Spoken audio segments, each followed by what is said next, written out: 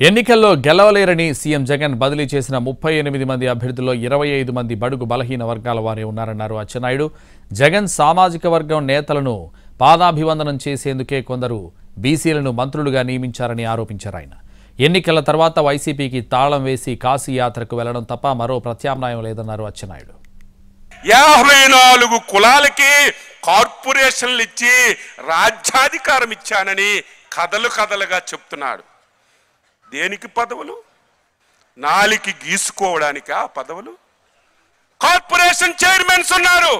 Toll gate దగ్గర డబ్బు కట్టకుండా వెళ్ళడానికే కార్పొరేషన్ పదవులు తప్ప, రెడ్ అక్షరాలతో బోర్డు పెట్టుకోవడానికే కార్పొరేషన్లు తప్ప, ఈ రాష్ట్రంలో 54 కార్పొరేషన్లో మీ కులంలో ఏ ఒక్కడికి ఒక్క పైసా రుణం ఇచ్చారని మీరు నిరూపిస్తే రాజకీయాల నుంచి తప్పుకుంటానని చెప్పి ఛాలెంజ్ చేస్తున్నాను.